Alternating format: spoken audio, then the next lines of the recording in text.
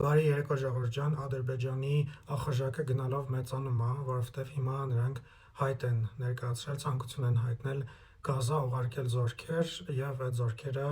պիտի մասնակցեն պաղեստինցիներին, ցեղասպանված պաղեստինցիներին կառավարման process-ներում։ Սրա մասին գրել է ամերիկյան Politico թերթը եւ եկեք հասկանանք ինչով է սա կարևոր։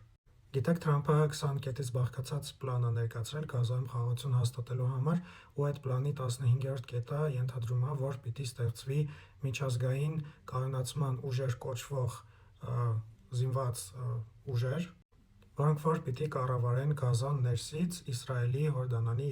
Եգիպտոսի հետ համագործակցությամբ։ Քանի որ Գազայում չեն լինելու ամերիկյան զորքերը ըստ էության իրենք փոխարինում են միջազգային զորքերով, եւ դա կոչում են միջազգային կայունացման ժամանակավոր ուժեր։ Այս ուժերը թրեն են անելու նոր ստեղծվելիք Գազայի ոստիկանությանը,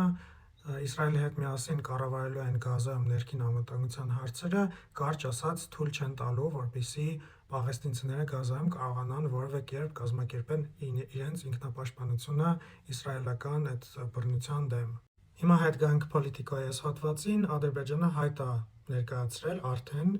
Պակիստանի եւ Ինդոնեզիայի հետ միասին, որպեսզի զորքեր ուղարկի եւ այդ զորքերը մասնակցեն, մաս կազմեն միջազգային այդ կայունացման ուժերին։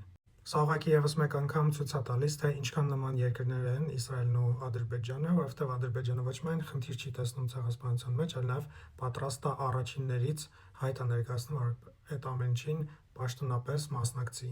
Եվ Հայաստանի եւ Ադրբեջանի քաղաքական էլիտաները փորձում են մեզ համոզել, որ մենք մտել ենք խաղաղության դարաշրջան, բայց եթե նկատում ես այս ամեն ինչը, շատ բարդ է այս ամեն ինչին հավատալ։ Ու իհարկե նրանք չեն ուզում, որ մենք այս ամեն ինչը նկատենք։